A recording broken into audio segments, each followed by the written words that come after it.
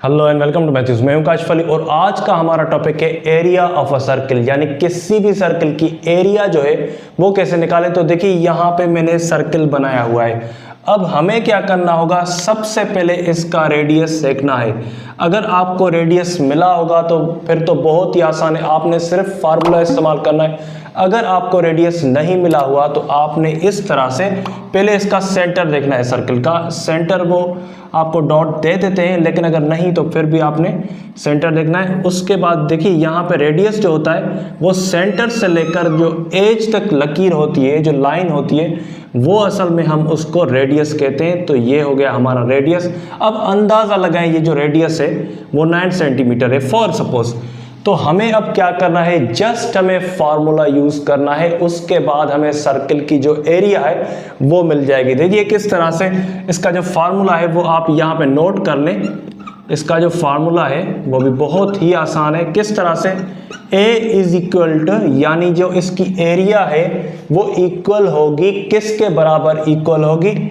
यहाँ पे देखिए पहले यहाँ पे अगर पाए, उसके बाद रेडियस स्क्वायर। तो अब इसका मतलब क्या हुआ, देखिए ये जो पाए होता है इसका जो वैल्यू होता है वो होता है एस्टिमेटेड जो है, क्योंकि इसका मुकम्मल जो वैल्यू है वो किसी को आज तक नहीं पता। तो 3.14 कर दें यहाँ पे, ठीक है। तो 3.14 जो है इसका पॉइंट के बाद जो दो हमने डिजिट्स रखे वो एस्टिमेटेड है। इसके आगे भी है, बहुत ज़्यादा है, नॉन टर्मिनेटिंग है। तो यहाँ पे देखिए आप, यहाँ तक आपको पाई का वैल्यू जो है यही रखना है हर सम में। उसके बाद रेडियस स्क्वायर। अब रेडियस यहाँ पे देखिए क्या हुआ, एग्जैक्टली 9 सेंटीमीटर। तो अभी हमें सिंपली क्या करना है, क्योंकि पाई की वैल्यू मिल गई, रेडियस की वैल्यू मिल गई, उसका स्क्वायर जो है, अब यहाँ पे क्या होगा देखिए ये जो पाई की वैल्यू है ये मैं यहाँ पे ब्रैकेट में लिख देता हूँ।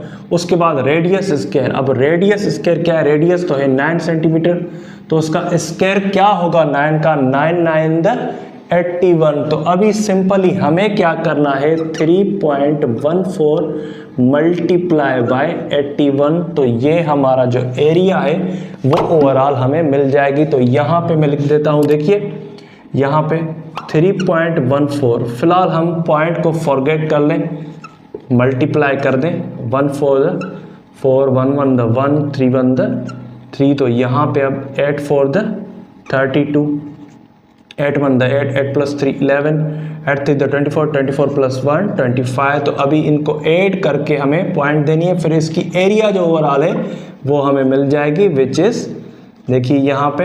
अब यहाँ पे देखिए इसको पॉइंट के बाद वो दो डिजिट्स हैं, तो हमें भी इस तरह से 1 2 यहाँ पे, यहाँ से शुरू करना है, 1 2 यहाँ पे पॉइंट दे दी।